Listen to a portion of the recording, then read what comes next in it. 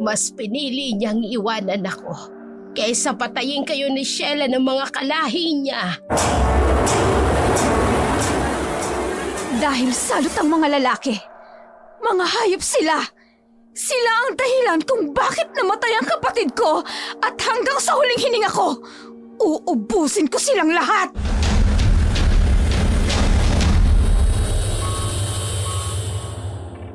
Nay, pangarap kong maging isang doktor. Dati pa naman alam mo na yun. Simula nung bata pa kami ni Alexa. Yun na talaga ang gusto ko. Naniniwala ba kayo sa aswang? Magandang araw po mga kaibigan. Sa araw na ito, isa na namang kwentong ating bibigyan ng buhay. Sa isang malayong bayan ng probinsya, nakatira si Leonora at ang kanyang dalawang anak. Normal silang nabubuhay. Nang makarinig sila isang gabi ng hindi ordinaryong tunog. At dito magsisimula ang isang malagim na pangyayari sa kanilang buhay pamilya.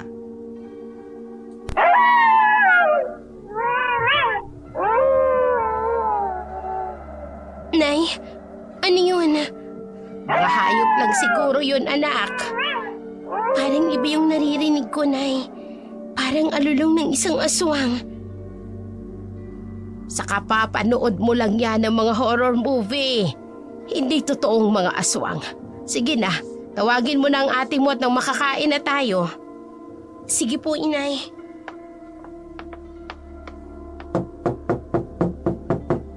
Ate Alexa, halika na. Tinatawag na tayo ni Nanay. Ate! Ate! Oh, ate! Anong nangyayari sa'yo? Ate! Ano bang sinisigaw mo dyan, Sheila? Oh. Alexa! Sheila, kumuha ka ng tubig! Bilis! Sige po, Inay. Nay, ayoko na po. Hindi ko na kaya. Ayoko ng ganito. Ayoko ng ganitong buhay. Pasensya ka na, anak, kung nadamay ka sa amin ng tatay mo. Pero ito yung kapalaran mo. Pagdating ng takdang panahon, magiging ganap ka ng... Nay, eto na po yung tubig tsaka tuwalya. Sige na, anak. Ilagay mo na lang dyan. Ako nang bahala rito. Nay, okay lang po ba si ate? Bakit po ang daming dugo sa kanyang damit? Saka sa kanyang bibig? Pwede bang sa labas ka na lang muna? Gagamutin ko lang ang kapatid mo. Sige po, Inay. Matapos lumabas si Sheila, sobra ang pag-aalala niya para sa kapatid. Hindi man niya alam ang nangyayari, ay pinagdarasal na lang niya na maging okay ang kalagayan nito. Samantala, lubos ang pagdaramdam ni Leonora para sa anak. Hindi nito gusto ang nangyayari dito, pero yun ang itinakda para sa kanyang anak. Lumabas si Leonora, iniligpit ang mga kalat sa loob ng kwarto ni Alexa. Agad namang sinalubong siya ni Sheila. Nabakas pa rin ang pag-aalala para sa kapatid. Nay, ayos lang po ba si ate? Oo, anak. Ayos lang, kapatid mo. Sumumpong lang ang sakit niya. Sakit? Wala naman kayong nabanggit na may sakit si ate. Nasabi ko na yan sa'yo noon. Siguro nakalimutan mo lang. Sige na't kumain na tayo. Mamaya ko na lang tatawagin si Alexa para makakain na rin. Ay, siya nga pala, anak. Kumusta pala ang pag-aaral mo? Okay naman po, Inay. Next week po, kailangan na namin pumili ng kurso na gusto namin kunin sa college. Ay, mabuti naman kung ganon. Ano bang kurso ang gusto mong kunin? Gusto ko po sana maging isang doktor. Doktor? Pero walang doktor na kurso dito, anak. Dito sa probinsya, kadalasan, abay puro guro lang. Bakit hindi ka nalang kumuha ng kursong education? Nay, pangarap kong maging isang doktor. Dati pa naman alam mo na yun eh. Simula nung mga bata pa kami ni Ate Alexa, yun na talaga ang gusto ko. Kaya sana, Nay, payagan mo na ako mag-aral sa Maynila. Masyadong delikado doon, anak. Hindi mo pa alam paano mabuhay sa lungsod. Mag-isa ka lang at hindi kita doon mababantayan. Nay, kaya ko naman ang sarili ko. Tsaka magka-college na ako niyan. Magtiwala lang kayo sa akin. Tatapusin ko ang pag-aaral ko at bibigyan ko kayo ni Alexa ng magandang buhay. Hindi pa din ako kumbinsido. Pag-usapan na lang natin yan sa susunod. Si Alexa po ba, Nay? Wala kayong balak na pabalikin sa eskwelahan? Para naman po makapagtapos din sa pag-aaral. Sa kalagayan ngayon ng kapatid mo, mas maiging ikaw muna ang pag-aaralin ko. Pero Nay, gusto ko po, sabay kaming makapagtapos ng pag-aaral. Sabay po kaming makagraduate. Yan din naman ang gusto kong mangyari. Pero natatakot ako na baka kung ano pang mangyari sa kapatid mo. Basta ito lang ang masasabi ko sa iyo. Pagbutihin mo ang pag-aaral mo para pag dumating na ang panahon na mag-aaral na si Alexa, matutulungan mo siya. Sige na, tapusin mo muna yung pagkain mo at nang makatulog na, babantayan ko muna si Alexa. Doon na muna ako matutulog sa kwarto niya.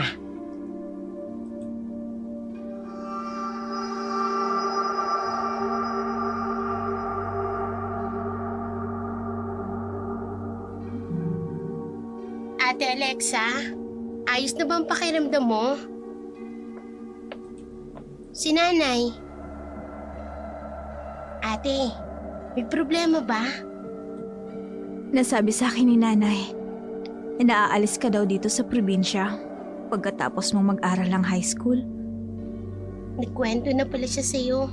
Pasensya ka na, hindi ko sinabi sa'yo. Iiwan mo kami. Iiwan mo ko. Hindi naman sa ganun, ate. Gusto ko lang naman mag-aral at maging doktor. Alam mo yan. Bakit kailangan sa Maynila pa? Walang eskwelahan ng mga doktor dito. At kailangan kong lumuwas ng Maynila para ipagpatuloy ang pag-aaral ko. Pwede ka namang kumuha ng education. Maging isang guro para manatili ka lang dito. Doktor ang gusto kong kunin. Pero Sheila, hindi mo kayang mabuhay sa Maynila ng mag-isa. Delikado doon. Kakayanin ko, ate. Para din naman sa inyo ang gagawin ko. Para sa amin o para sa sarili mo? Hindi sa ganun yun. Ang sabihin mo, pagod ka na sa bahay na to. Dahil pagod ka ng alagaan ako. Ay, maiintindihan mo din ako, ate. Lahat ng pagsasakripisyo ko para sa inyo.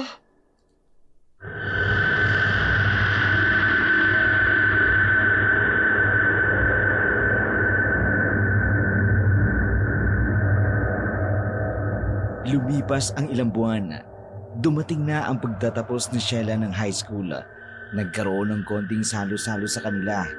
Sa kabila ng mga kaibigan ni Leonora, mga kaklase ni Sheila at iba pang mga kapitbahay.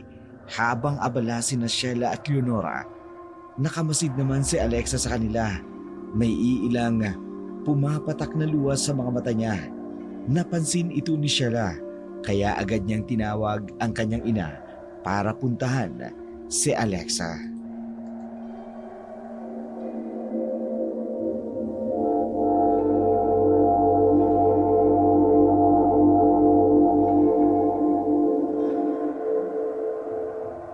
Ate Alexa, hindi mo ba ako sasamahan dun sa mga bisita? Dito na lang ako. Nagtatampo ka pa din ba sa akin? Wala namang rason para magtampo ako, di ba? Kahit ano namang gawin ko, buo na ang desisyon mo. Anak, masakit din naman sa akin na aalis ang kapatid mo. Pero tama siya. Matanda na ako. Hindi ko na kaya pang buhayin kayo pareho. Pag nakapagtapos si Sheila sa kursong gusto niya, pwede kanyang papag-aralin. Mapapagaling ka niya. Oo, ate. Isa sa mga pangako ko. Gusto ko ako mismo ang gagamot sa sakit mo. Walang doktor doktor ang makapagpapagaling sa sakit ko, Sheila. Hindi kaya itong gamutin ng kahit na sinong doktor. Magtiwala ka lang sa akin, Ate Alexa.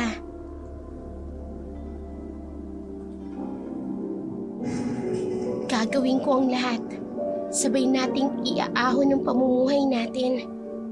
Pasensya ka na, Sheila. Pasensya na din sa'yo, Inay. Siguro, nasanay lang ako nakasama ko si Sheila. Kaya di ko kaya na naaalis na siya at malalayo sa atin. Naiintindihan kita, anak. At sana, intindihin mo din ang desisyon ng kapatid mo. Opo, Inay. Sheila, mag-iingat ka doon, ha? Pinapangako ko, ate. Isa pa, huwag kang magbo-boyfriend doon. Pag nalaman ko na inuna mong pagbo-boyfriend kesa sa pag-aaral mo, papatayin ko sila. Anak! Si nanay naman, nagbibiro lang naman ako. Bakit ko naman gagawin yun? Pero Sheila, kahit malayo ka, binabantayan kita. Si ate talaga? Oo na po. Alam ko naman yun eh. Kahit nasa malayo ako, parang nasa malapit pa rin sa'yo. Ay, dako. Yung dalawa ko talagang ito, halina nga kayo dito. At naiiyak ka na yata, Sheila. Si ate naman kasi na eh. Ako pa talaga? Hep. Tama na yan. Samahan niyo na ako sa labas at marami pang bisita.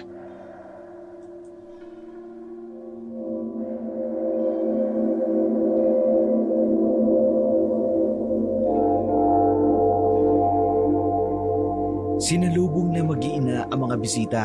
Kahit masakit para kay Alexa, tinanggap niya ang desisyon ng kanyang kakambal na si Sheila. Batid niyang may tiwala siya rito na babalik ito at hindi sila iiwanan pa. Madami ang dumalo sa kasiyahan. Baka sa mukha nilang tatlo ang kalungkutan.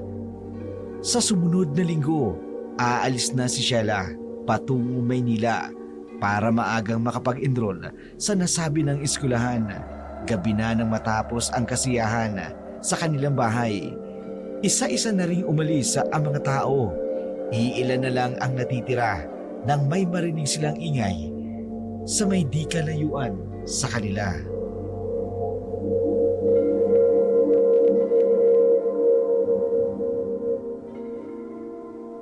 Ano yun? Pumasok na kayo sa loob. Saan ka pupunta, Nay? Titignan ko lang kung anong nangyayari doon. Hindi ka pwedeng pumunta doon, Nay. Dito ka lang.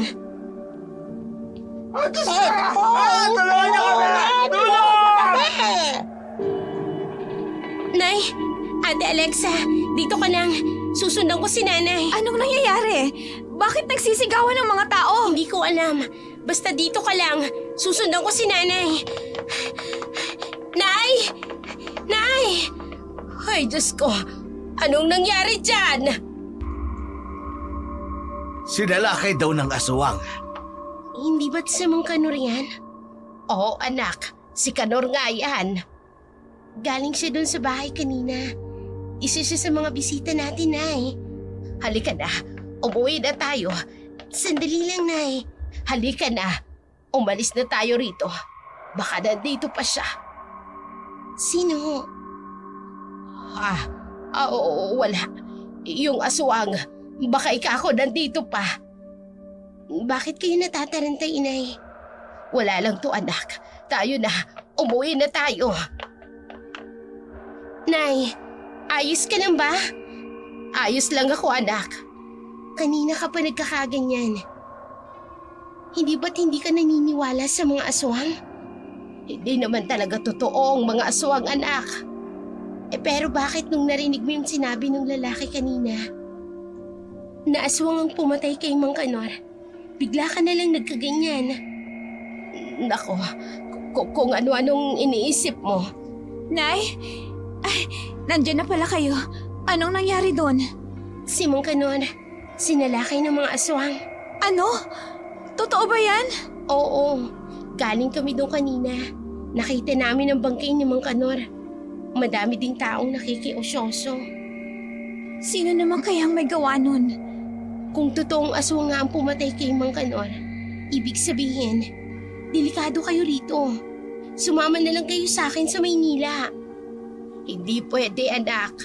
Nandito ang palayan at ang trabaho ko. Dito ko kayo binubuhay ng kapatid mo. Pero kaya ko naman kayong buhayin doon, Nay. Magtatrabaho ako habang nag-aaral. Anak, ayokong maging pabigat kami sa iyo. Kailanman, hindi ko inisip ang ganyan, Nay. Pamilya ko kayo. At hindi kaya ng konsensya ko na umalis habang hindi ako napapanatag sa kaligtasan ninyo. Anak, ilang taon na tayong nakatira rito. Siguro mga tambay lang yon na pagtripan si Kanor. O sige, hindi ko naman kayo makukumbinsi na sumama sa akin. Basta ingatan niyo ang sarili niyo dito. Salamat, anak. Ituloy mo lang ang pangarap mo para sa pamilyang ito.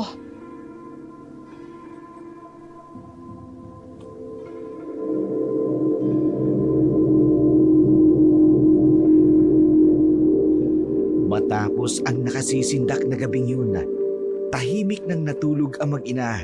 Nabalitaan nila kinabukasan, dinala si Kanor sa punerarya. Madaming kapulisan ang pumunta sa bayan nila para mag-imbestiga sa nangyari. Wala pa din silang nakitang lida para sa krimen maliban sa huling nakitang buhay si Mang Kanor doon sa bahay ni Leonora kung saan nagtipon-tipon ang lahat para sa kasiyahan. Mabilis na binuksan ni Leonora ang bahay. Pagkatapos marinig ang sunod-sunod na katoka sa labas ng kanilang pintuan.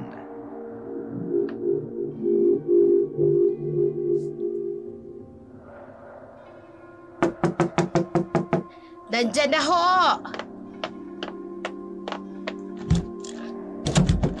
Ano pong kailangan nila? Kayo ho ba si Mrs. Leonora? Ako nga ho, sir. Gusto lang sana naming imbitahan kayo sa presinto. Ano ho? Nay? Sino yan? Sir, ano pong kailangan ninyo? Gusto lang naming imbitahan ang nanay mo sa presinto para sa ibang katanungan. Ayon kasi sa mga huling nakasaksi, dito raw pumunta si Mang Kanor. Dito nga ho, sir. Pero natagpuan po siyang patay. Malayo na po sa bahay namin. Ganun na nga ho, pero parte po ng trabaho namin na tanungin lang ang lahat ng mga nakasalamuhan ng biktima bago ito namatay. Hindi niyo pwedeng dalhin ang nanay ko. Wala naman po kaming kasalanan. Iha, mag-iimbestiga labang kami. May itatanong lang kami sa nanay mo. Pagkatapos magbigay ng statement ng nanay mo, pwede na siyang umuwi. Hindi namin siya uhulihin. Hindi namin siya ikukulong. Sige na, anak. Ako nang bahala rito. Tatanungin lang naman nila ako. Sasama ako sa kanila. Pero Nay, anak, kung hindi tayo magbibigay ng salaysay sa kanila, pagdududahan nila tayo na may kinalaman sa pagkamatay ni Kanor. Sige po, Inay. Mag-iingat po kayo. Sheila, saan nila dadalhin si nanay? Sa presinto, kailangan niya daw magbigay ng salaysay dahil dito huling nakita si Mang Kanor. Hindi ko maintindihan ang nangyayari. Magiging maayos din ang lahat. Naniniwala ka ba sa aswang, Sheila? Noong una, hindi. Pero nung makita ko yung bangkay ni Mang Kanor, hindi imposible na aswang ang may gawa nun. Bakit mo naman nasabi yon? Hindi kayang pumatay ng tao ng ganun. Halos kunin ang buong lamang loob ni Mang Kanor. Pero kung may galit lang talaga sa kanya yung tao. Ang hirap paniwalaan, ate. Kung nakita mo lang yung bangkay ni Mang Kanor, hindi mo maiisipang taong may gawa nun. Kung ganon, galit ka sa mga aswang? Kung pwede lang na mamatay na sila dahil salot sila sa lipunan. Ate, ayos ka lang? Ayos lang ako. Medyo Sumakit lang yung dibdib ko. Dadalhin na kita sa kwarto mo para makapagpahinga ka na. Hindi na. Ayos lang ako, Sheila. Sigurado ka ba? Bakit parang namumutla ka? Ganyan na talaga ako, Sheila. Ano ka ba naman? Nasa lahi natin ang pamumutla. Dahil magaganda tayo. Naku. Nakuha mo pa talagang magbiro. Si nanay na yata yan. Pagbuksan mo ng pinto. Sige.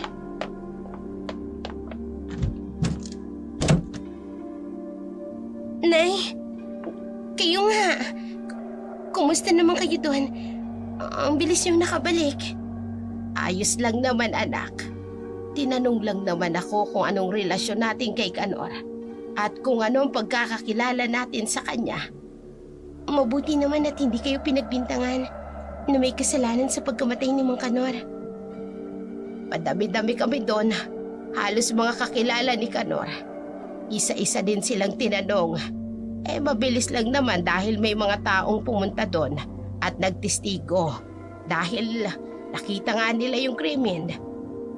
Ha? Sino? Yung anak ni Aurora. Yung binatang tambay palagi dyan sa tindahan? Oo, anak. Magkasunod daw sila ni Kanor nang biglang may humintong lalaki sa harapan nito. Ibig sabihin, tao ang pumatay sa kanya at hindi aswang? Ang sabi ng binata, totoong aswang ang nakita niya. Kitang-kita niya kung papaano sinalakay si Kanor. At tumingin pa ito. Humingi din sa kanya ng tulong nang makita siya. Bakit hindi niya tinulungan si Mang Kanor? Sa takot daw niya. At hindi niya nagawang tulungan pa nga si Kanor. Sa halip ay tumakbo na lang siya palayo. Abay, nanginginig pa nga siya habang nagkukwento sa mga pulis. Hindi ba parang kaduda-duda naman ang salising niya? Buti hindi siya pinagdudahan ng mga pulis na isa siyang suspect. Hanggang ngayon, patuloy pa rin ang pag-iimbestiga. Pero hayaan mo na, ang mahalaga, tapos na ang pag-iimbestiga sa atin at hindi na tayo madamay pa. Sabagay, tama kayo, Nay. Kumusta naman ang pakiramdam mo, Alexa? Ayos naman po, Inay. Nakakatayo na po ako ng maayos. Mabuti naman kung ganon. Sige na at mag-asikaso na muna para sa pagkain natin. Nay? Oh, anak, bakit? Halika dito. Tulungan mo muna ako mag-asikaso. Naisip ko lang, paano kaya kung hindi na lang ako tumuloy sa lungsod? Ano? Kasi nakikita kong nahihirapan kayo rito. At saka hindi mo kaya mag-isang alagaan si Ate Alexa. Anak, bata pa lang kayo. Ako nang nag-asikaso sa inyo hanggang sa lumaki kayo. Ngayon pa ba na malalaki na kayo saka ako mahihirapan? Pero Nay, ang atupagin mo, Sheila, ay ang pag-aaral mo. Nang sa ganon, pag isa ka ng ganap na doktor, kaya mo na kaming alagaan ng kapatid mo. Malaki ang tiwala ko sa iyo, anak. Sundin mo kung ano ang mga pangarap mo. Sigurado po ba kayo? Nag-aalala lang po kasi ako, senyorito. Kaya kong alagaan si Alexa. Basta ipangako mo sa amin na kapag nakapagtapos ka na, hindi mo kalilimutan ang lugar kung saan ka nanggaling. Opo, Inay.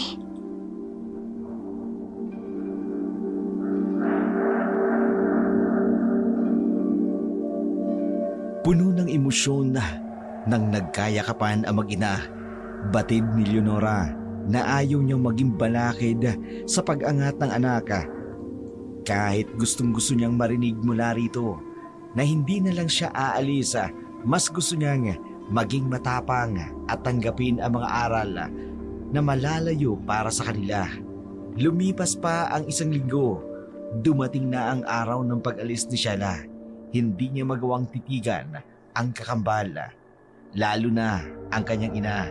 Gusto man niyang umalis na lamang nang di nagpapaalam, pero ayaw niyang isipin na baka yun ang huli nilang pamamaalam. Nay, aalis na po ako. Dala mo na ba lahat ng gamit mo?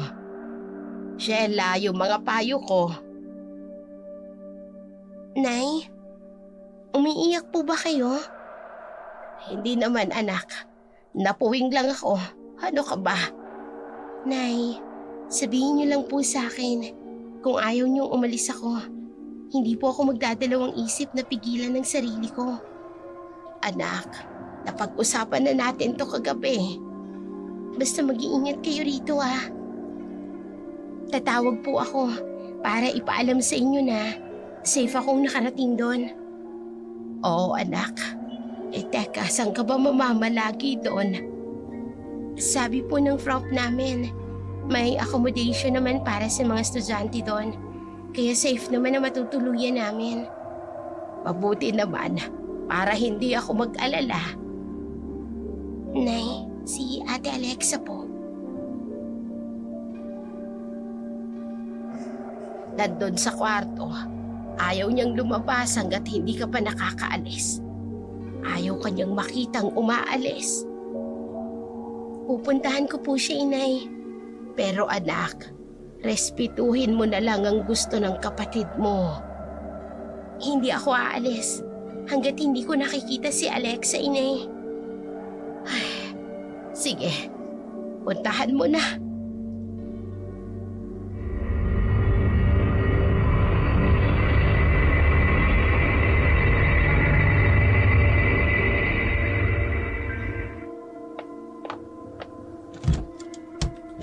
Ate Alexa, Bakit hindi ka pa umaalis? gusto kitang makita. Pwede ka namang umalis nang hindi ako makita, Sheila. Ate, di ba tanggap mo na aalis ako? Oo, sinabi ko na yun. Pero masakit pa rin dito. Dito sa puso ko. Ang hirap. Ate Alexa, patawad. Hindi mo na kailangang humingi ng tawad. Nakausap ko na naman si nanay at lahat ng sinabi niya ay tama. Sheila, gawin mo kung anong sinisigaw ng puso mo. Ate, Sundin mo kung anong plano mo. Huwag mo kaming alalahanin dito. Sa una lang to. babalik agad ako kapag nakapagtapos na ako ng pag-aaral. Babalikan kita. Kayo ni nanay. Aasahan ko ang pagbabalik mo, Sheila. Pangako yan, ate. Sige na. Umalis ka na. Baka maiwan ka pa ng sasakyan. Basta, huwag kang iiyak Malakas ako, Sheila. Kaya nga, ako ang naging ate mo, di ba? Sige na, ate. Baka hindi na ako makaalis niyan Nay, aalis na po ako. Gusto mo bang ihatid kita? Hindi na, Nay. Sasakay na lang ako ng jeep. Patungo po doon sa bus terminal. Hindi ba kayo susunduin? Hindi na po, Nay. Binigyan na po kami ng allowance at saka ng address para doon sa pupuntahan namin pagdating doon. Sige anak, balitaan mo kami Opo, inay. Ingatan niyo din po si Ate Alexa. Gusto ko pagbalik ko, malusog na ulit siya. Makakaasa ka anak. Pag-iingat ka.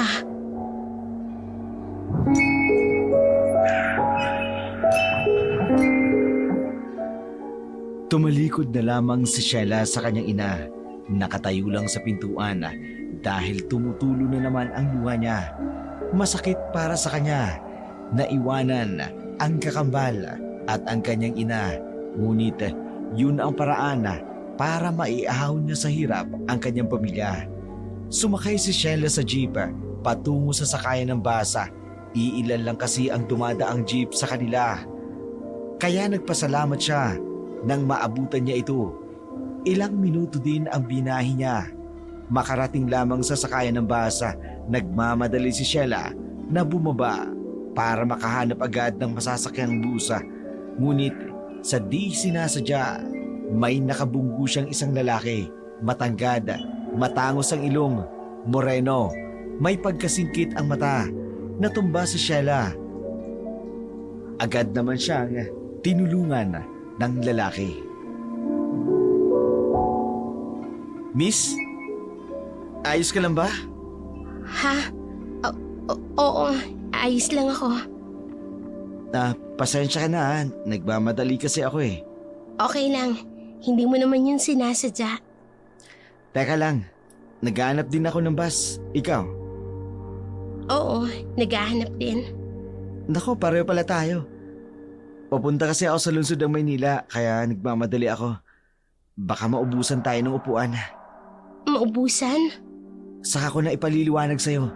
Tara na, maghanap muna tayo ng masasakyan para hindi tayo mahuli sa biyahe. Walang biyahe na ito! Ayun, Tara, baka maubusan tayo ng mauupuan. sige, salamat. Manong, Cavite po, 2. Sige, pasok na, taalis na ang bus. Ay, salamat, nakaabot din. Bakit? Wala na bang ibang bus na masasakyan dito? Nasa probinsya tayo. Iilan lang ang bumabiyahe patungo rito. Ganun ba? Buti na lang nakaabot pa tayo. Oo. Kapag naiwanan ka ng sasakyan, tiyak ko, buong gabi at mag-aantay ka sa terminal hanggang kinaumagahan. Kasi kinabukasan darating yung bus. Naku, hindi ko yata kakayanin yun. Mabuti na lang pala nakabangga kita. May kasama din ako papunta ng Maynila. Tagisan ka ba? Lumaki ako sa Maynila pero may bahay kami rito sa probinsya. San ba? Sa unahan ng tulay. Binisita ko lang yung nanay ko. Actually, hiwalay sila ni tatay. Sinama ko na si tatay kaya di ko kasama si nanay. Nakakalungkot naman. Pasensya na sa pagtatanong ko. Hindi, ayos lang yun. Ikaw, taga-saan ka ba sa atin?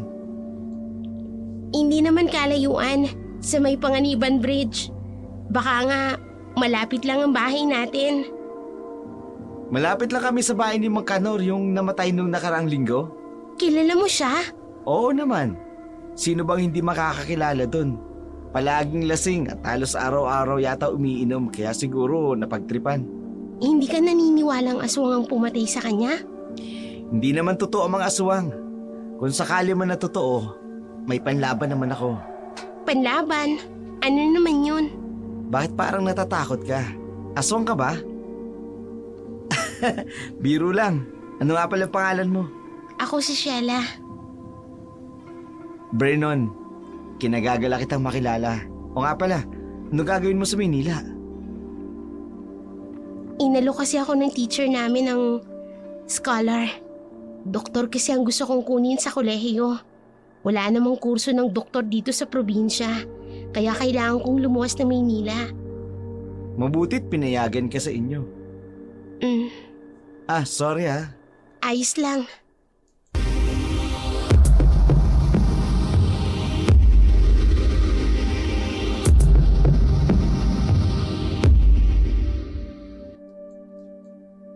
Building 1087. Eto na yata yun. Tao po! Tao po! Sino ho sila? Ako nga po pala si Sheila. Yung pinadalang student ni Mrs. Makalang. Ay, ikaw pala yan. Kakatawag lang sa akin ni Mama Kalang. Tinanong kung dumating ka na ba daw. Sabi ko naman ay hindi pa. Halika na iha, pumasok ka na. 5 kwarto lang ang meron dito sa bahay. Ikaw na lang ang huling dumating kaya dito na ang magiging kwarto mo. Yung 4 na kwarto naman ay may mga working student din na nakatira galing sa iba't ibang lugar. Salamat po, Aling Marta. Aling Marta. Ako ang landlady sa bahay na ito at iilan lang ang mga rules ko dito. Since babae kayong lahat na tumuloy dito, bawal na bawal ang magdala dito ng mga lalaki. Pag may nakita akong pinapasok nyo na lalaki, ay sasabihin ko kaagad sa mga guro nyo. Opo, Aling Marta. Ito naman ang kusina. Medyo maliit at masikip kaya kung sino ang mauna magluto sa inyo ay kailangang maghintay ng iba. Ayaw na ayaw ko ang makalat, kaya pagkatapos magluto at kumain ay ligpitin lahat ng kalat. Panatiling malinis ang bahay. Dito naman ay ang banyo. Iisa lang din ang banyo dito kaya kung sino din ang mauuna sa inyo ay mag-aantay din ang iba. Minsan mahina ang tubig sa umaga kaya kayo na ang dumiskarte na mag-imbak sa gabi. Opo. Huwag pumasok sa ibang kwarto kung hindi naman sa inyo. Ganun po ba? Aling Marta, itatanong ko lang po sana kung may hiring ba dito sa lugar ninyo? Ay mabuti naman at pinaalala mo. Pwede kang pumasok ng waitress dyan sa malapit lang sa bahay. Balita ko, panggabi naman daw kayo, kaya pwede kang mag-sideline kasi nasa college degree na kayo, di ba? Opo, sana. Para po may maipadala ko sa naiwang kong pamilya sa probinsya. Walang problema, iha. Basta ang mga billing ko ay susundin ninyo. Hindi kayo magkakaproblema. Siya nga pala. Scholar ka, di ba? Opo. Hindi mo naaalalahanin ang pagtira mo dito. Dahil eskwelahan mismo ang magbabayad sa renta. Opo. Nasabi na din sa akin ni Ma'am Kalang. Kaya nga po nagpupursige ako na lumuwas dito. Mabuti naman. O so papaano? Maiwan na kita at magpahinga ka na. Aling Marta, pwede po ba akong makitawag? Natawag lang po ako sa pamilya ko para ibalita na safe po akong nakarating dito. Ay, nako naman iha. Ipagpabukas mo na yun. Sarado na ang mga tindahan dito na may mga telepono. Wala din kasi silang cellphone. Ganun po ba? Sige po, maraming salamat po. Basta kapag may bagong sasabihin si Miss Kalang tungkol sa pagpunta mo sa eskwelahan, ay sasabihan kita agad. Sige po, Aling Marta. Magpapahinga na din po muna ako.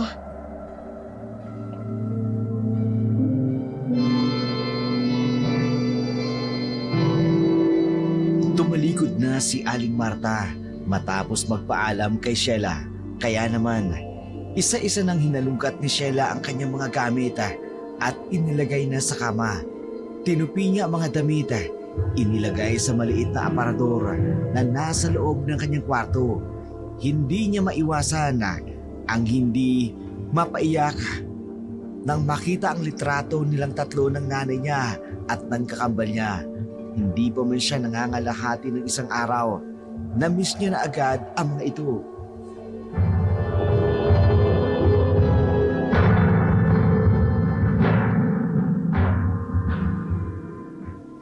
Nay, Alexa, namimiss ko na kayo. Sana kayanin ko ang ilang taon na pananatili ko dito nang hindi kayo kasama. Pero pangako, hindi ako uuwi dyan sa bahay hanggat wala akong dalang diploma. Tatapusin ko ang pag-aaral ko.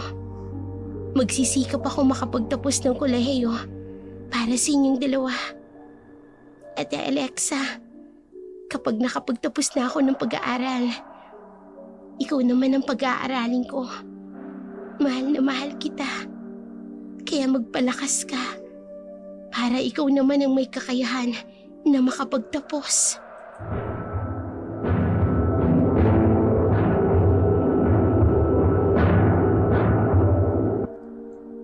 Yakap-yakap ni Sheila ang dalawa sa pinakamamahal niya sa buhay.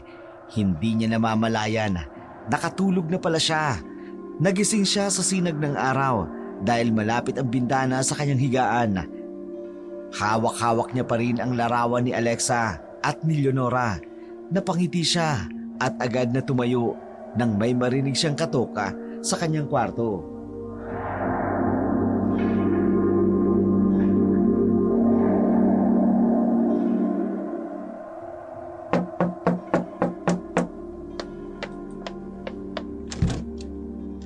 Aling Marta. Kayo po pala. Pasensya ka na, Iha. Nagising ba kita? Hindi naman po. Kagigising ko lang din. Bakit nga po pala? Di ba sabi mo kagabi, tatawag ka sa inyo? Ay sinabihan ko na yung may-ari ng tindahan. Binayaran ko na rin. Naku, nakakahiya naman, Aling Marta. May pera pa naman po ako rito. Bigay po ni Ma'am.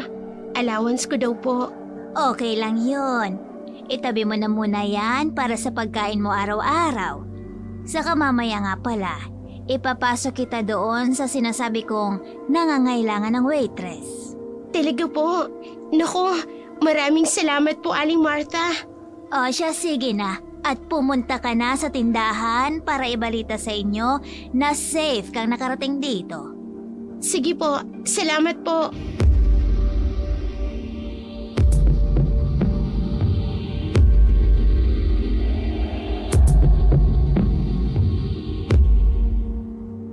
Tao po. Ako po yung sinasabi ni Aling Marta na makikitawag sa probinsya. Sige, Iha. Ayan ang telepono. Salamat po. Walang anuman. Hello? Pasuyo naman kay nanay oh.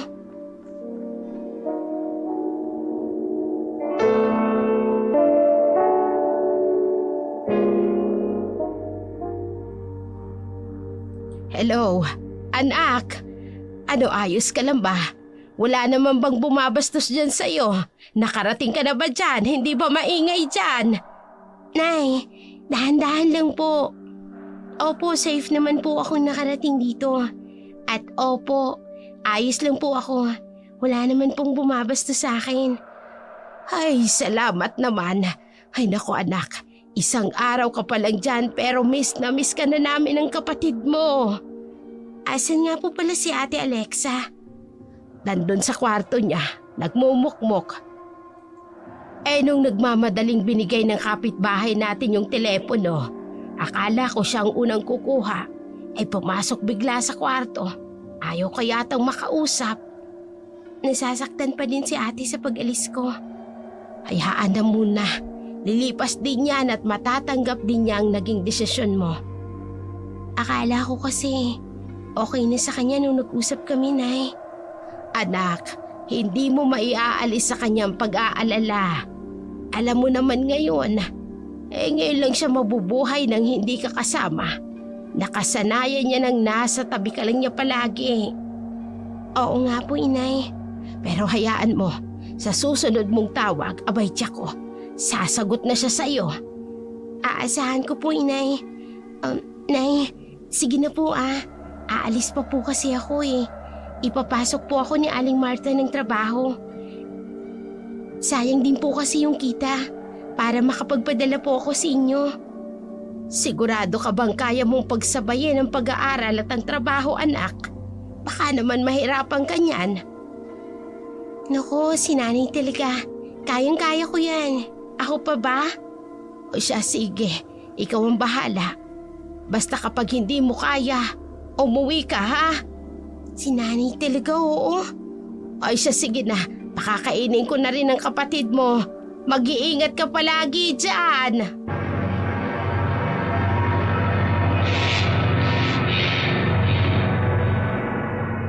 Habang binababa ni Sheila ang telepono, hindi niya maiwasang makaramdam ng pangungulila. Kahit isang araw pa lamang siya, nawala sa kanila. Tila namimiss niya na ang yakap ng kanyang ina at ng kapatid.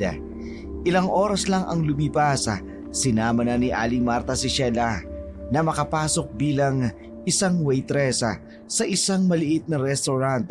Mabuti na lang, kilala ni Aling Marta ang may-ari nito. Kaya naman, madali niyang naipasok si Sheila.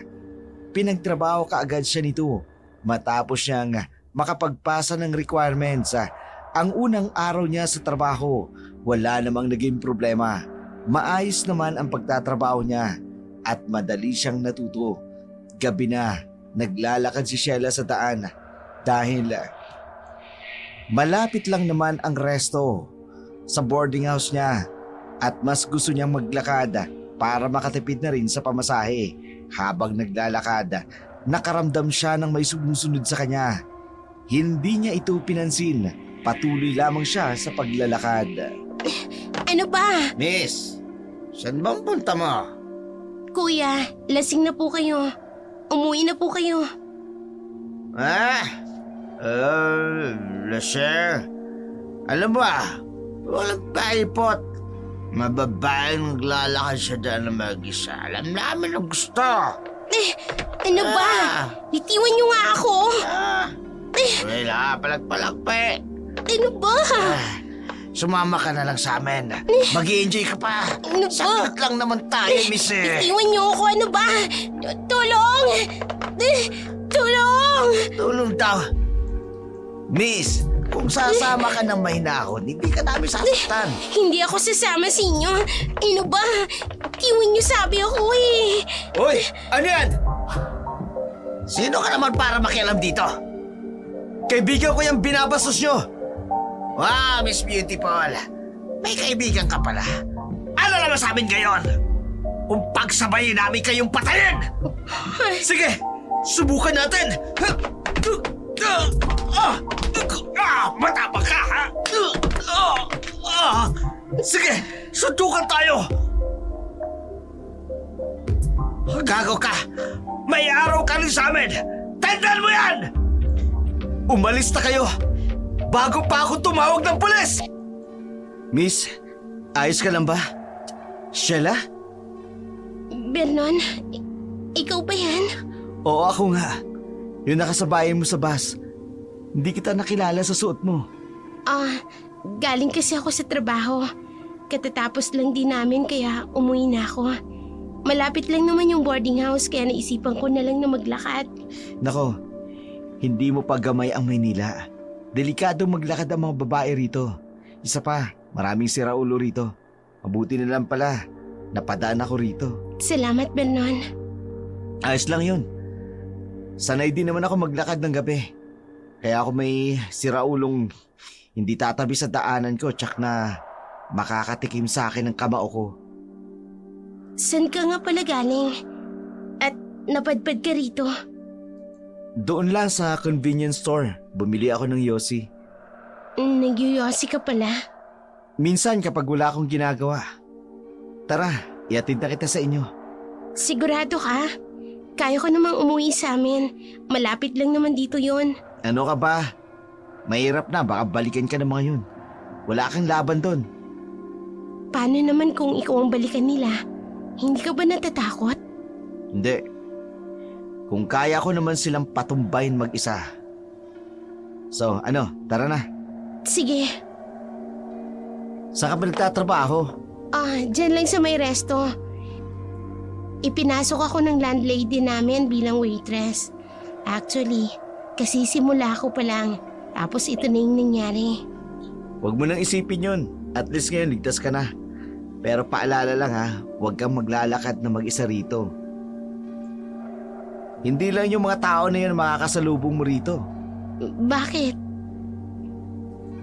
May mga magnanakaw din dito. Mga snatcher, holdapper. Naku, nakatatakot naman pala rito. Kung papayag ka, pwede naman kitang samahan pag-abi, pag-uwi mo. Nakakahiya naman yun sa'yo. Ayos lang yun sa akin. Kapag mga ganong wala na akong ginagawa, pwede na ako makapunta kahit saan. Naku, hindi na. Hindi naman siguro mapapadalas na gabihin ako. Next week, mag-start na din naman ang klase ko. Kaya sasakay na lang ako ng tricycle pa uwi. Ikaw ang bahala. Pero kung kailangan mo ako, tawagin mo lang ako ha. Teka, eto nga palang cellphone ko. Pwede bang hingin yung number mo? Wala akong cellphone eh. Hindi ibig sabihin wala ka ring number. Galing ka nga pala talagang probinsya, no?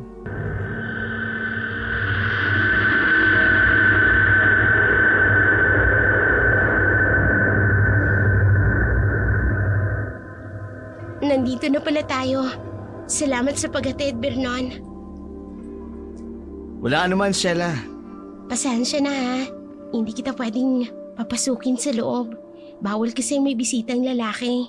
Di sabihin mo, bakla ako. Joke lang. Hindi, ayos lang yun. Uuwi na rin ako eh. Salamat uli ha. Salamat din sa soft drinks ha. Sheila? Ano yun? Baka pwede kitang yayain na lumabas din tayo. Or eto na ba yung huli natin pagkikita? Pwede naman. Pero kapag may time na lang ako. Next week kasi magiging busy na ako sa trabaho at sa pag-aaral. Sige, ayos lang. Bibisita na lang ako ng madalas dito. Vernon, bawal ang lalaki dito. Hindi naman ako papasok sa loob. Mag-aantay lang ako dito sa labas. Para yayain ka magkape. Magmerienda, kumain. Ikaw ang bahala. Sige papasok na ako. Late na kasi. Baka mapagalitan ako ni Ali Marta. Sige, uuwi na rin ako. Hanggang sa muli. Hanggang sa muling pagkikita. Mag-iingat ka.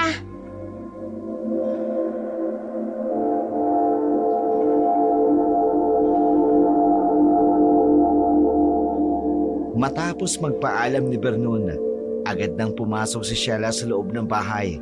Dumiretso na siya sa kwarto niya dahil pagod. Inaalala niya ang nangyari kanina, ang pagsagip ni Vernon sa kanya. Isip niya, kung hindi ito dumating, baka kung ano na ang nangyari sa kanya. Kinabukasan, maagang gumising si Sheila, nag-asikaso para makapasok ng trabaho. Pagkalabas niya ng bahay, nagulat siya nang makita si Vernon sa labas ng boarding house. Batid niyang hinihintay siya nito. Agad niya itong nilapitan. Vernon, napaaga ka yata. Di ba sabi ko sa'yo, gusto kitang hiyain kumain sa labas? May trabaho ako ngayon eh. Oo nga pala, pasensya ka na ha. Mamayang uwian, pwede ba? Susunduin kita. Kung hindi naman nakakaabala sa'yo, pwede naman. Naku, hindi naman. Mabilis lang naman ang trabaho ko kaya mabandang 6:00, pauwi na rin ako nun. Saktong-sakto pala. 6:00 din matatapos ang trabaho ko. Sige Sheila, mauna na ako ha. Sige. Sheila, Aling Marta, kayo po pala. Kanina pa po kayo dyan? ngayon lang. Sino yung lalaking yun? Yun po ba? Si Vernon po. Siya po yung nakasakay ko sa bus papunta rito. Siya din po yung tumulong sa akin kagabi nung binastos ako ng mga lasing. Iha, hindi naman sa nangingialam ako ha. Pero kung pwede lang, ay huwag kang bastang-bastang magtitiwala sa mga taong nakapaligid sa'yo. Lalo na sa mga lalaki. Mabait naman po si Vernon, Aling Martha. Pero hindi mo pa gaanong kilala. Pasensya na po. Hayaan niyo po, mag-iingat po ako. Pinapayuhan lang kita, Sheila. Iba ang lugar ng Maynila sa probinsya. Iba-ibang klaseng tao ang meron dito. Huwag po kayong mag-alala. Lahat po ng payo ninyo, tatandaan ko. Siya, sige na.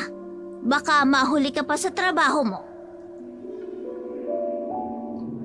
Nakaramdam ng takot si Sheila sa mga babala ni Aling Marta para sa kanya. Mabuting tao si Vernon, pero tama si Aling Marta. Ilang araw pa lang mula nang magkakilala sila, hindi niya pa nakilala ito ng lubusan. Lumipas ang ilang araw. Tinuloy na ni Vernon ang paghatid sundo kay Sheila. Pumayag din naman si Sheila dahil isa ito sa paraan para makilala niya ng gusto si Vernon. Habang tumatagal ng kanilang pag-uusap, nakaramdam si Sheila na may gustong sabihin si Vernon sa kanya. Tuwing magkasama kasi sila, palagi itong nakatingin sa kanya habang nakangiti. Kaya ng isang gabi, agad niya itong tinanong. Vernon, may gusto ka bang sabihin? Ano kasi Sheila Ano yun? Medyo nakakaya pero lalakasan ko na yung loob ko. Sheila, gusto kita. Ha? Vernon, baka nabibigla ka lang. Wala pang 1 buwan nang nagkakilala tayo. Imposible naman na gusto mo na ako. Oo. Pero ito yung nararamdaman ko eh. Nabibigla ka lang, Vernon. Siguro nasanay ka lang na magkausap tayo palagi. Kaya ganyan yung nararamdaman mo. Sheila, hindi. Totoo ang nararamdaman ko. Mahal kita. Kaya kung ayos lang sa'yo, liligawan kita. Sheila, payagan mo sana akong ligawan ka. Vernon, sorry ha. Pero hindi pa kasi ako handa sa mga ganyang bagay. Maghihintay ako. Ihintayin ko kung kailan ka handa. Hindi ako aalis sa tabi mo. Sorry talaga. Pero hindi pa ito ang tamang oras para tumanggap ako ng panliligaw. Bakit?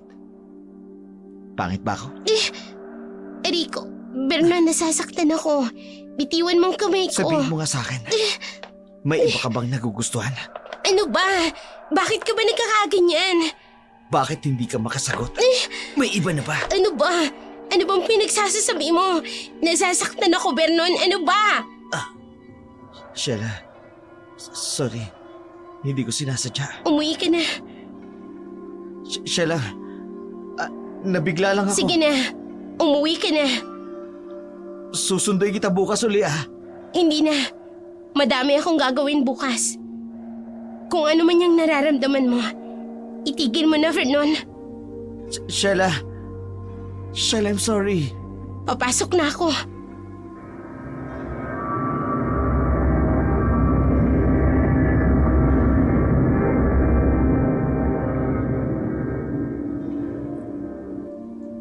Tumalikod na si Sheila habang hawak-hawak ang kanyang dibdib.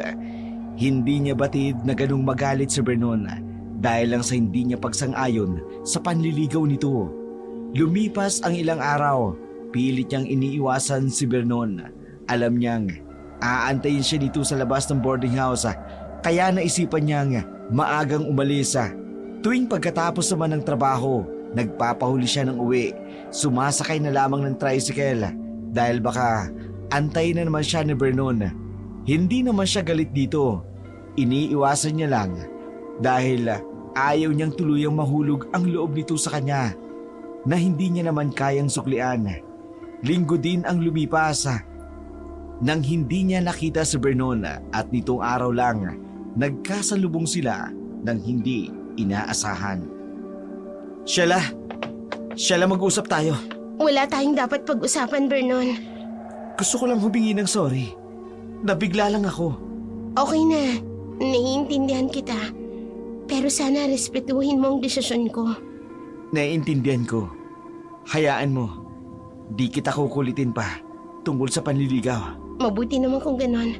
Mauna na ako. Teka, sandali. Pwede ba kitang yayain kumain sa labas? Pagod ako, Vernon. Saka madami pa akong gagawin. Bukas ang unang pasok namin sa eskwelahan. Pangako, ito na yung huli. Hindi na kita gagambalain pa. Pero hindi pa ako nakakapagpaalam kay Aling Martha. Baka hanapin niya ako. Kakain lang tayo sa labas. Pagkatapos nun, ihahatid kita uli. May dala ako motor. Kaninong motor naman yan? Sa kaibigan ko.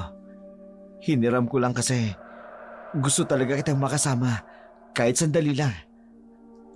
Pagkatapos, uuwi na lang ako ng probinsya. Ha? Bakit naman? Siguro para mag-move on. Sorry, Vernon. Ayos lang. Tara na. Ayan o, gamitin mo ang helmet. Kumapit ka mabuti ha.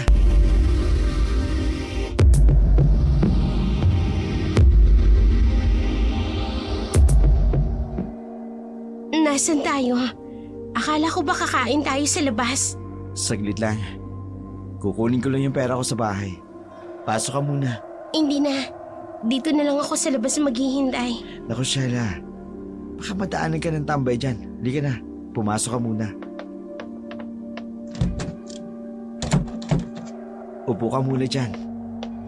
Pupunta lang ako sa kwarto. Vernon, matagal ka pa ba dyan? Gabing-gabi na eh.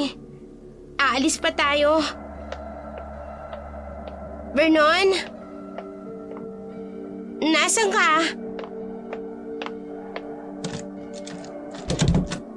Oh, Vernon, Dito lang tayo sa bahay. uuwi na ako. Hindi ka uwi. Vernon, ano ba? Nasasaktan ako. Pag sinabi kong dito ka lang, dito ka lang. Tiwan mo ako. Hayop ka. Shh! Huwag kang Ano ba? iiyak. Hindi pa nga tayo nagsisimula eh.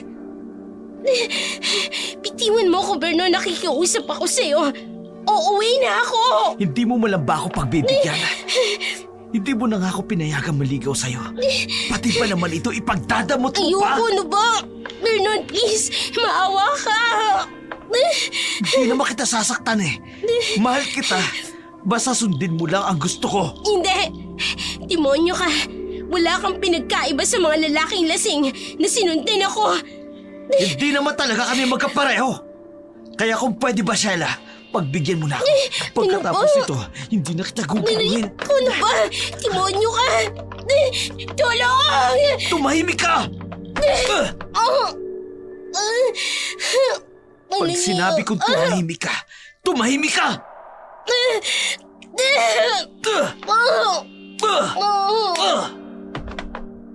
Yan, mahina ka pala.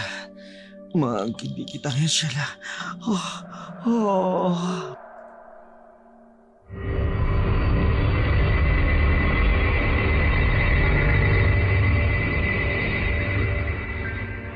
Nawala ng malay si Sheila matapos siyang makatikim ng sampala at suntok galing kay Vernon. Sa kanya ito sinakala. Nang maramdaman niyang hindi na ito pumipiglasa, isinakatuparan niya ang pangahalay kay Sheila. Lumipas pa ang ilang oras matapos ni Vernon ang kanyang ginagawa. Tumayo na siya. Ginising nito si Sheila. Ngunit wala na siyang makuhang sagot dito. Nakaramdam siya ng kaba. Malamang hindi na ito humihinga. Wala kasi sa plano niya ang mapatay niya si Sheila. Pero yun na nga ang nangyari. Dahil sa takot ni Vernon, agad niyang kinuha ang bangkay ni Sheila at inilagay sa loob ng sako. Sa kanya sinakay sa motor at naghanap ng lugar na mapagtatapunan ng bangkay. Habang sa kabilang banda naman, naghugas ng pinggan si Leonora. Biglang nahulog ang baso na kanyang hawak-hawak.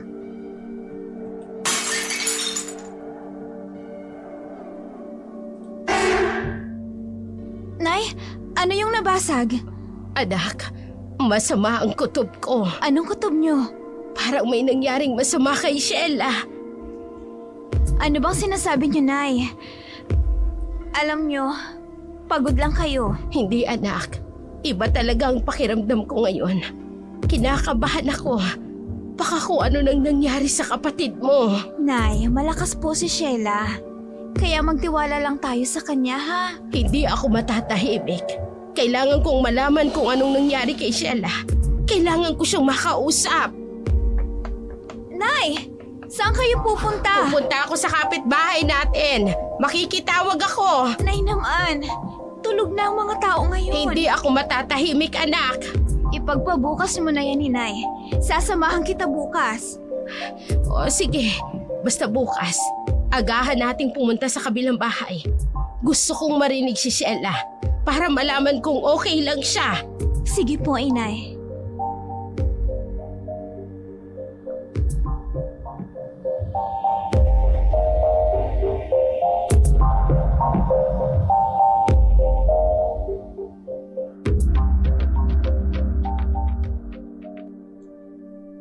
Di alintana ni Leonora ang nangyari sa kanyang anak na si Sheila. Malakas ang loob niya nga may nangyaring masama sa kanyang anak. Wala namang nagawa si Alexa kundi palakasin ang loob ng kanyang ina. Siya namang kinakabahan din sa kutob ng kanyang ina. Ayaw niyang paniwalain ang sarili na may nangyaring masama sa kakambal niya. Kinabukasan, nagising sina Alexa at Leonora sa sunod-sunod na katok. Tao po! Aling Leonora! Si Bebang yata yun, anak. Ay baka tumawag na si Sheila. Halika na, puntahan natin. Tara na po. Bebang, tumawag na ba si Sheila sa'yo? Kumusta daw siya? Eto po ang telepono. May gustong kumausap sa'yo. Sino? Akin na. Hello? Hello? Ma'am Leonora, kayo po ba ito? Nanay po ni Sheila? Ako nga po. Sino to? Huwag po kayong mabibigla. Patay na po ang anak ninyo. Ano? Ma'am, kung maaari po ay lumuwas kayo ng Maynila. Sa Cavite Police Station po para sa ibang statement. Hindi totoo yan! Pasensya na po pero kailangan pong ibaba ang telepono. Aasikasuin po namin ang bangkay ng anak nyo. Nay, sino yun? Anong sabi? Pulis. Ang sabi. Wala na daw si Sheila. Paano wala? Anak, patay na si Sheila. Hindi yan totoo. Nay, buhay pa si Sheila. Hindi pa siya patay. Nakausap ko pa nga siya eh. Nakausap pa natin siya, di ba? Wala na. Wala na si Sheila, wala na. Hindi! Hindi totoo yan! Ang anak ko. Hindi siya namatay! Anong kinamatay niya, inay? Anong sabi ng mga pulis? Kailangan nating lumuwas para alamin ang katotohanan kung anong nangyari sa kanya. Alexa! Huminahon ka! Hindi makatutulong sa kalagayan ng kakambal mo yan! Pupunta tayo ron. Bukas na bukas din! Galit na galit ang nararamdaman ni Alexa nang mabalitaan ang pagkamatay ng kanyang kakambal. Hindi niya kayang tanggapin ang bigla na lamang itong mawala o sa kung anumang dahilang pagkamatay nito. Wala nang sinayang na oras ang mag-ina. Matapos ang isang araw, kaagad silang bumiyahe patungong Maynila. Nakakuyom ang palad ni Alexa habang nakatingin sa bintana at dahan-dahang tumutulo ang luha sa kanyang mga mata. Tumingin siya sa kanyang ina. Kita din dito ang pamumugto ng mga mata na kagagaling lang sa pag-iyak. Malayo-layo pa ang biyahe nila kaya nakatulog sa loob ng bus ang dalawa. Ginising na lamang sila ng konduktor nang malapit na sila sa istasyon ng bus terminal. Andito na yata tayo, inay. Oo nga. Eto na nga yun. Eto yung pinasang address ng landlady ni Sheila. Tayo na ho, inay. Mukhang may tao naman dito. Tao po.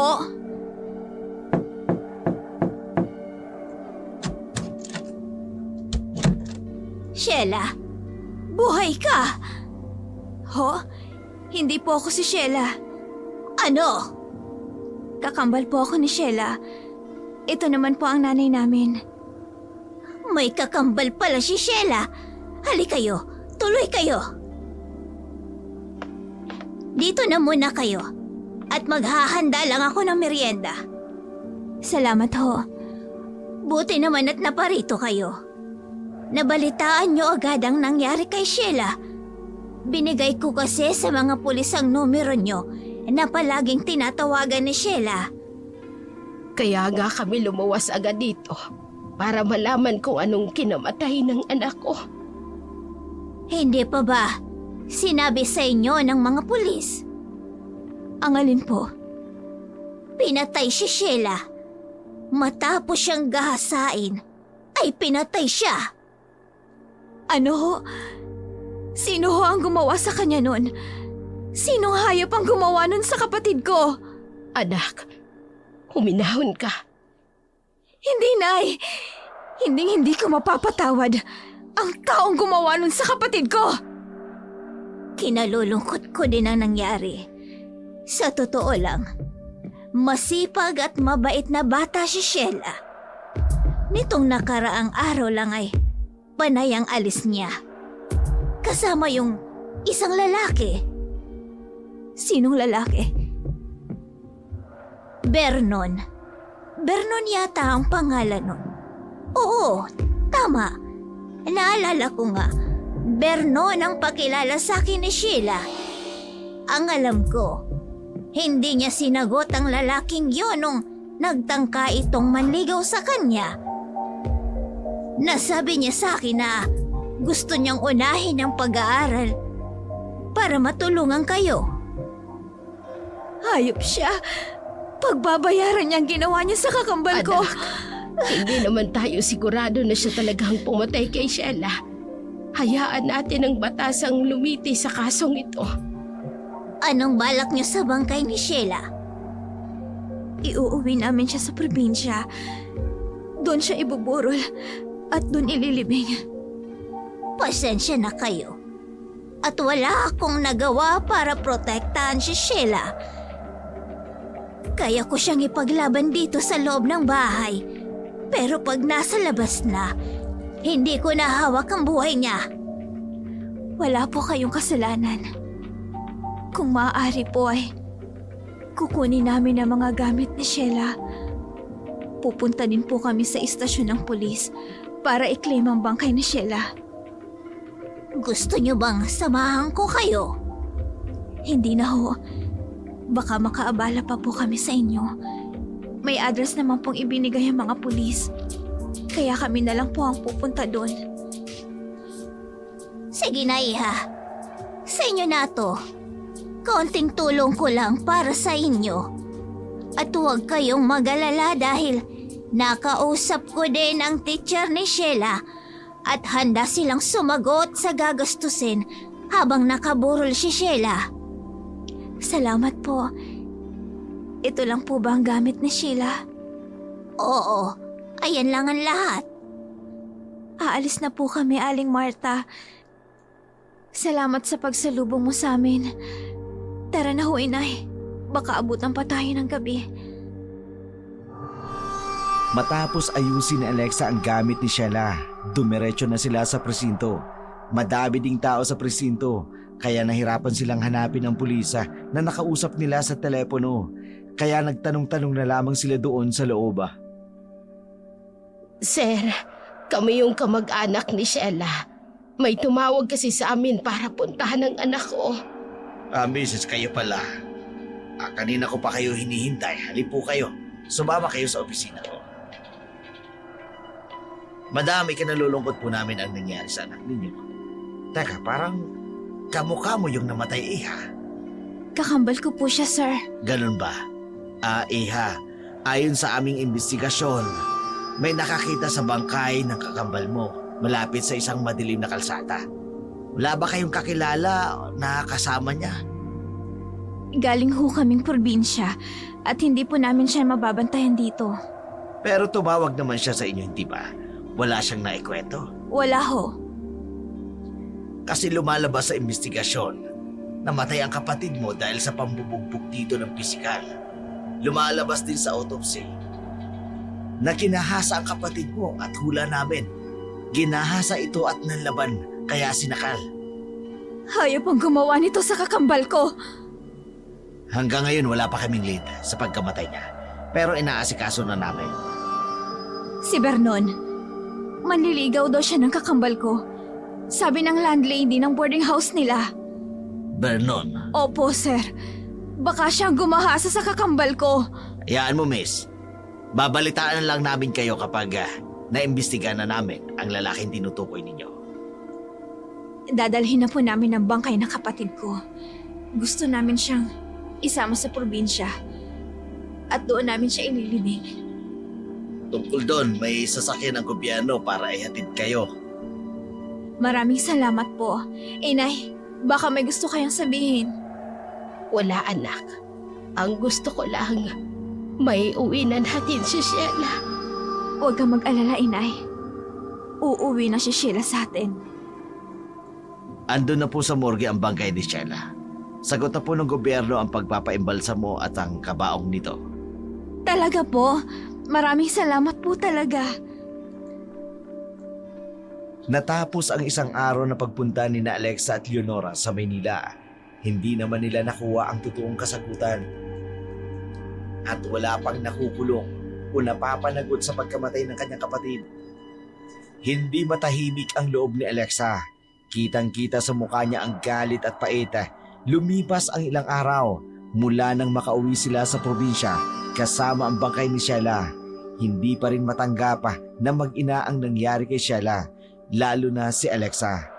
Napapansin ni Leonora, panay ang pag-alis ni Alexa tuwing gabi. Anak, saan ka pupunta? Diyan lang po sa labasan, Inay. Gabi na. Saka wala akong kasama ditong magbabantay sa kapatid mo. Saglit lang ho ako, Inay. Alexa, umamin ka nga. Ano bang pinagagagawa mo? Wala ho talaga, Inay. Gusto ko lang po talagang mapag-isa. Magpapahangin lang po para makalimutan ang nangyari kay Kilala Sheila. kita. Sana wag kang gagawa ng ikapapahamak mo. Aalis na po ako, Inay. Umuwi ka kaagad.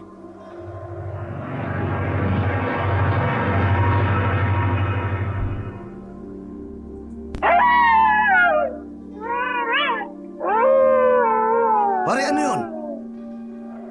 Ano ba? Huwag kang mabakla dyan. Parang, may tao eh. Ano ba pinagsasabi mo? Parang, may tao doon oh. Tingnan mo. Kunin mo lang yan. Di pare, may tao talaga eh. Tumabi ka nga. Titingnan ko. Pagkatuwag mo naman. Teka nga. May tao nga. Sino ka? Pare! Nakatingin siya sa atin! Parang babae! O gano'n, kakita ko nga! Ano mo? Bakit hindi ka magsalita? Papatulang ka na namin kahit babae ka! Ha? Pare, may bangil! Pare, aswang! Ha? Ha? Bigla! Tulong! Tulong! Pare!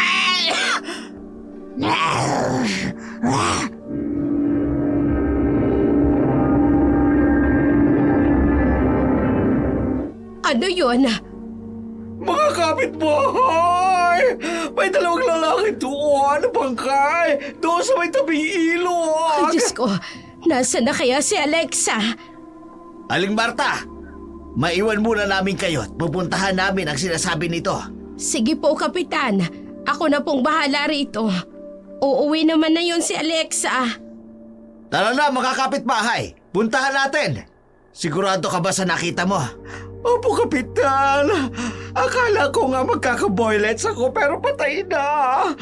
Pauwi na sana ako galing dito nang makita ko ang dalawang lalaki. Hindi ko kilala yung nakita ko. Nagsalampa sila sa sahig at wasak ang buong katawan.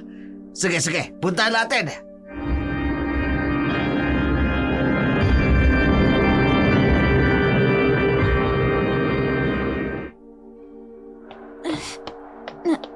Alexa! Nay, Alexa, ikaw ba yan? Anong nangyari sa'yo? Nay, nahihirapan akong huminga. Halika, dito sa loob. Ano bang nangyari sa'yo? Bakit ang daming dugo ng damit mo? Alexa, anak, nag-aalala ko sa'yo. Hayaan mo muna ako dito, Nay. Hanggang sa magbalik ang lakas ko. Pero anak, hindi ko kayang makita ka na ganyan. Nay, sa ako na ipapaliwanag sa'yo. Nakikiusap ako. Iwanan niyo muna ako dito sa kwarto. Basta tawagin mo ako kaagad kapag may kailangan ka. Opo, Inay. Ang sarap palang kumain ng tao. Iisa-isahin ko kayo. Magbabayad kayo. Kayong lahat. Pagbabayarin ko kayo sa ginawa niyo sa kapatid ko.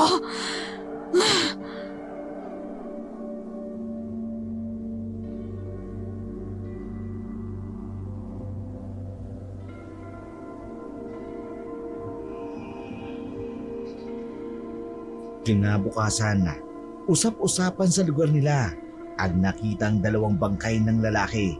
Halos katakutan ng mga tao Dahil sa balita, hindi na ordinaryong tao ang sumasalakay dito. Dahil madugong kinuha ng sospek ang puso at lamang loob nito. Ilan na lang din ang bumibisita sa burol ni Sheila dahil sa takot na baka salakayin sila ng pinanghihinalaang aswang.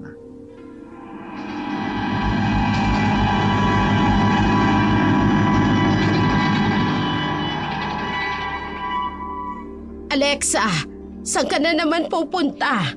May pupuntahan lang po ako, Inay. Hindi mo pa sinasabi sa akin ang nangyari kagabi. Nay, wag na po nating pag-usapan yon. Nakaramdam lang po ako ng pagkahilo. Kaya hindi ako makahinga. Halika nga rito. Halika. Bakit ho, Inay? Aminin mo nga sa akin. Ikaw ba ang pumatay sa dalawang lalaking yung kagabi? Hindi ko po alam ang sinasabi Huwag niyo. ka nang magsisinungaling sa akin, Alexa. Kagabi pa man, nagdududa na ako sa mga kilos mo. Inay, kung namatay man sila, dapat lang yun sa kanila. Ibig sabihin, ikaw ang pumatay sa kanila. Aalis na ho ako, Hindi. Inay. Hindi ka aalis hanggat hindi mo sinasabi sa akin ang totoo. Oo. Ako po ang pumatay sa kanila. Oo. Ako ang kumain ng lamang loob nila. Oo, Inay. Diyos ko, anak. Bakit mo ginawa yon? Dahil salot ang mga lalaki. Mga hayop sila. Sila ang dahilan kung bakit namatay ang kapatid ko. At hanggang sa huling hininga ko, uubusin ko silang lahat. Hindi mo alam ang sinasabi mo, anak. Hindi lahat ng lalaki ay tulad ng humalay sa kakambal mo. Kung hahayaan ko silang mabuhay, marami pang inosenteng tao ang tulad ni Sheila ang mabibiktima. Walang matinong lalaki, Inay. Ginagamit lang tayo. Ginagamit lang nila tayo para makaraos sila. Tulad ng ginawa ng tatay ko sa'yo.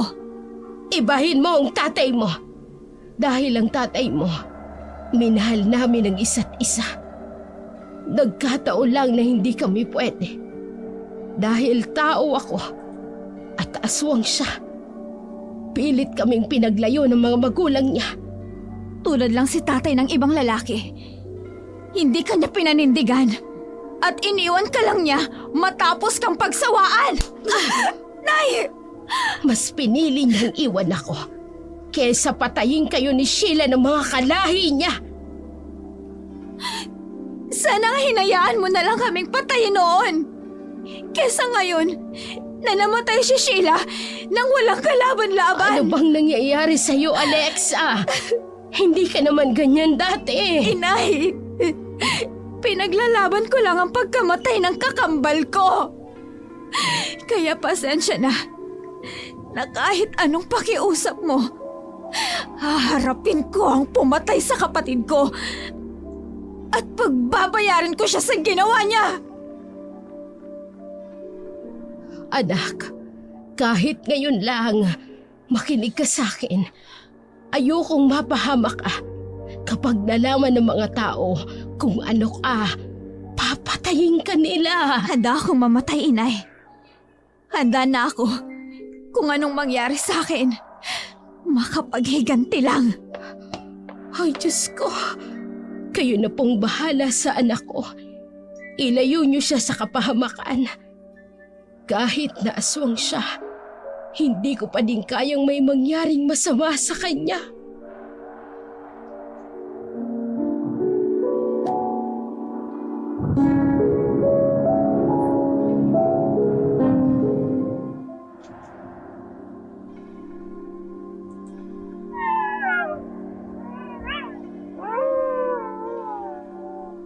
Pare, nakauwi ko na pala dito sa probinsya, no?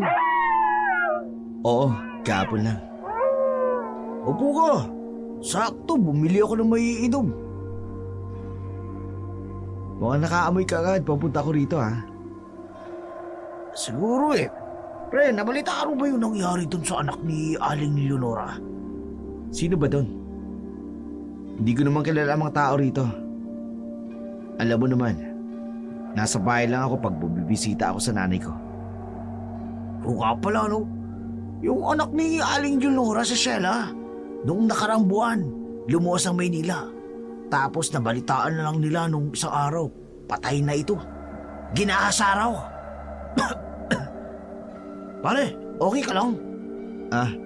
Ayos lang ako. Nagulat lang ako sa binalita mo. Oh, tubig. Ano ba pangalan niya? Siya lang pangalan nun eh. Yung babaeng maputi pa? Mataas at medyo singkit ang mata? Oo nga. Kilala mo pala eh. Di naman kami nagkakilala nun. Nakita ko lang siya minsan. Paluwas ako ng Manila. Sayang nga eh. Ang ganda pa naman nun. Tapos nagbabalak nga akong ligawan yun eh. Kaya lang eh, di na umubra. Bakit naman? Walang balak magkanobi yung babae na yun eh. Pihikan sa mga lalaki yun. Dahil gusto niya makapagtapos ng pag-aaral para sa pamilya. Kaya pala nakuha ko siya. Ano? Ano ka mo pare? May narinig ako. Ano sinabi mo? Wala. Ibig ko sabihin, kawawang bata naman yun. Kaya nga eh. Laki ng pangarap ni Aling Leonora sa anak niya. Gabi na ng panahon na yun. Nung nakaraang gabi. May namatay na naman na lalaki dito, 2. Sabi nila aswang daw ang gumawa. Naniniwala ka ba sa aswang? Noong una hindi, pero nakita ko wasak ang lamang loob nung 2. Naniwala na ako. Ay nako, nagiging chismoso ka na rin ngayon. Pumunta ako rito para mag-relax. Pasensya na pare. Di ko na mapigilan eh. Daming peligro na dito sa lugar natin. Kala mo ka ako si Sheila namatay, ginasa sa Manila. Itong 2 naman namatay, pinas lang ng magkaibang lugar? Oo, basta. Nakakatakot din pare. Bahala ka nga dyan. Paano? Paubos na ito ininom natin, uuwi na ako. Sige pare, mag-iingat ka ah. Baka makasalubong mo ang aswang. Bira ka naman oo. Kalokohan lang yung mga aswang na yan. Tingnan mo. Pag lalaking aswang, bubugbugin ko. Pag ito naman naging babae, titikman ko. Puro kakalokohan pare. Wala na ako. Aabangan ko ang sinasabi mong aswang.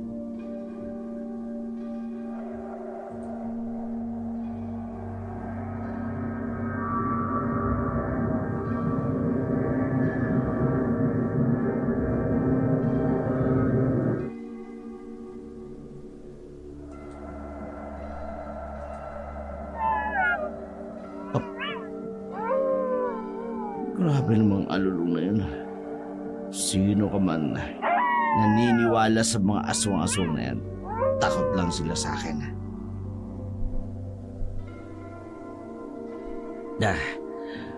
Ano yun? Pre! Ikaw ba yan? Oh. Pare wag ka mang trip dyan ha. Kapag ikaw nakita ko, tatamaan ka sa akin. Ano yun? Magpakita ka! Huwag kang duwag! Harapin mo ako! Akala mo natatakot ako sa'yo? Oh. Sheila? Hindi!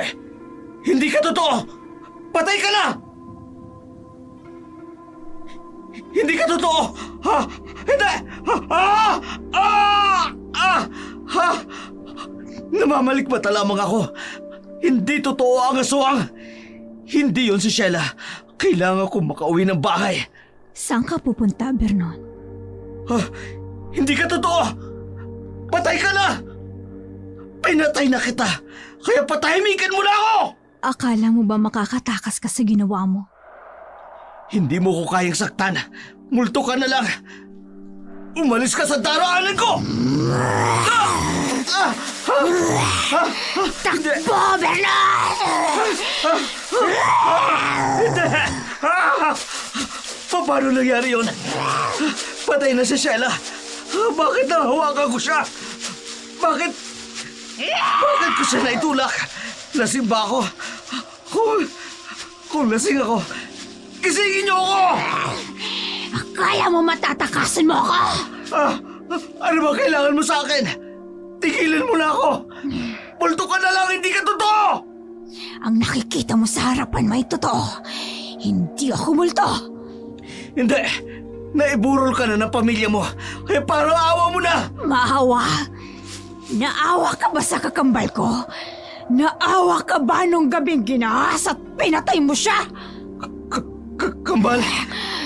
Hindi ka si Sheila! Ako ang kakambal ni Sheila. Ako ang ninakawan mo ng buhay. Pinagkaitan mong mabuhay ang kapatid ko. Napakababoy mo! Hindi! Aswang ka! Ipaparanas ka sa'yo kung paanong mamatay! Huwag! Nakikiusap ako! Ayoko pa mamatay! Susuko ako sa mga pulis! Aakuin ko lahat ng kasalanan ko! Hayaan mo ko mabuhay! Hindi!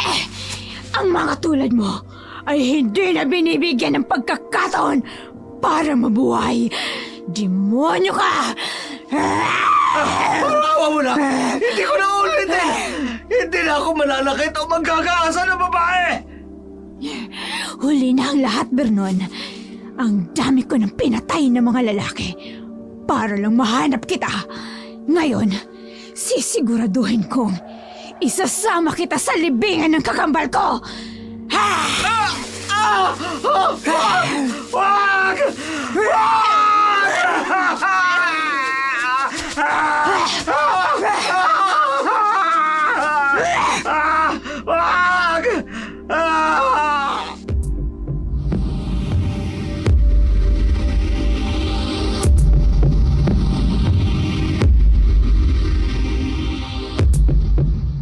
Anak, wag! Pakiusap. Itigil mo na ito, Alexa! Bakit makakampihan mo ang kriminal na to? Anak, kung papatayin mo siya, wala ka na ring pinagkaiba sa kanya. Sa tingin mo, sasaya si Sheila kung nasan man siya ngayon kapag nakita niyang ganyan ka. Pero inay, gusto kong ipaghiganti ang kapatid ko. Papatayin ko ang lalaking to na lumampas tangan kay Sheila. Anak, may batas tayo sa mundong ito. Hindi ako tao, inay. Alam mo, at alam nating dalawa na isa akong aswang. Pero binuhay kita bilang tao, hindi bilang aswang. Hindi para manakit at pumatay. Kung nabubuhay si Sheila, hindi yan ang gusto niyong makita sa'yo, kundi ang dating Alexa. Kung pakakawalan ko tong hayop na to, madami pang inosenteng Sheila na gagawin ang ginawa niya. Hayaan mong mabulok siya sa kulungan. Huwag mong ilagay sa kamay mo ang batas, anak. Alexa! Hayop ka! Demonyo ka! Sige! Lumapit ka! Sama-sama tayo mamamatay! Alexa! Anak!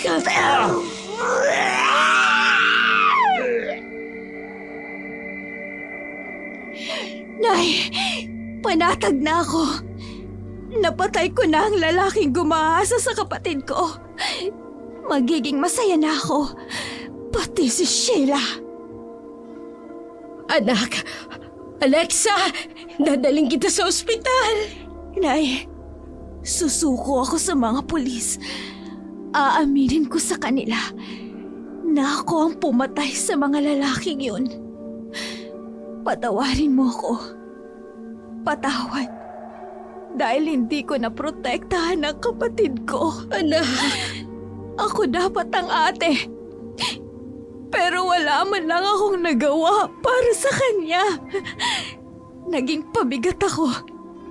Sa ilang taon na magkasama kami, naakala niya may sakit lang ako.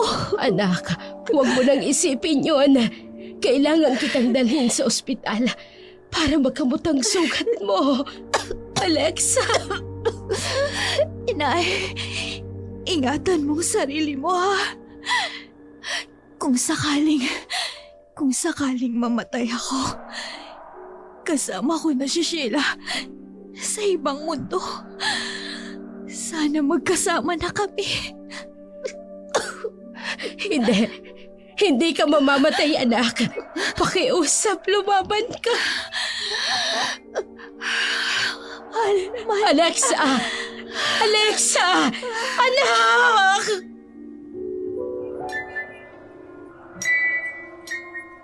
Matapos ang madugong labanan ni Alexa kay Vernon, nakaramdam siya ng tagumpay. Dinala agad ni Leonora ang anak sa ospital para maipagamot ang sugat nito galing sa pagsaksak ni Vernon sa kanya. Lumipas ang ilang araw. Inaresto si Alexa ng mga pulis nang gumaling na ito.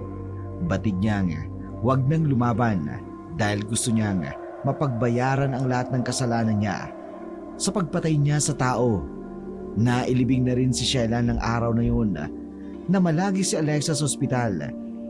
Iba ang kulungan ni Alexa sa mga ordinaryo dahil alam ng mga pulis na hindi pangkaraniwang tao si Sheila. Pumunta si Leonora sa kulungan ni Alexa para bisitahin ito.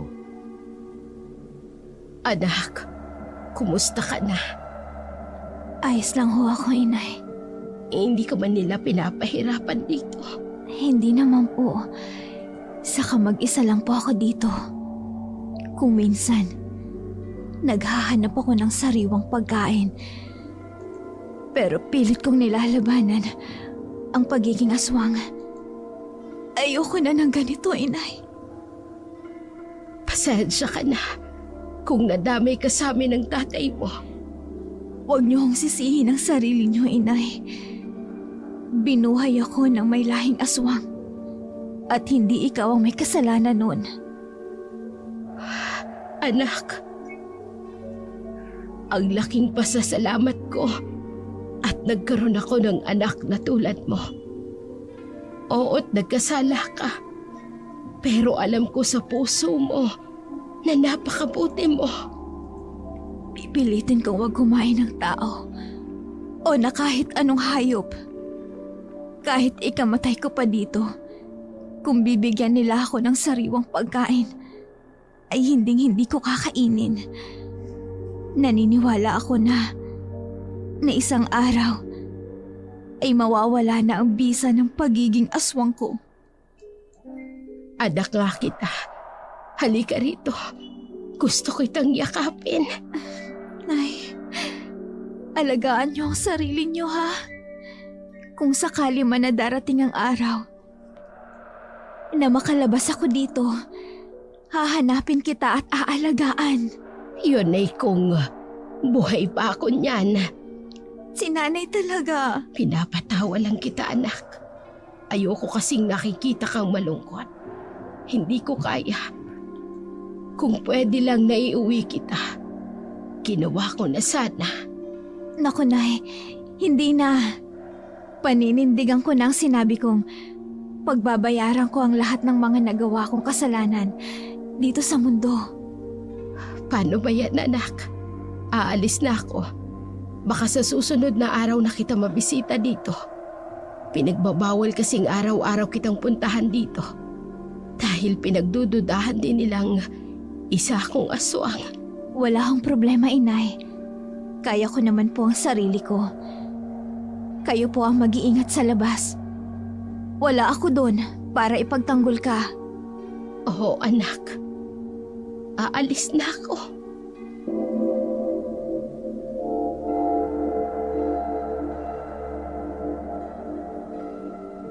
Malungkot na tumalikod si Leonora sa anak niya habang nagpupunas ng luha ng kanyang mga mata. Kahit nabuhay pa ito, para na rin itong patay dahil malayo ito sa kanya. Iniisip na lamang ni Leonora na sana hindi nangyari ang lahat ng yun. Sana. Pinigilan na lamang niya si Sheila na lumuwas ng Maynila. Siguro, masaya pa siyang kasama ang mga anak. Sa ngayon, nakakatulog pa din naman si Alexa.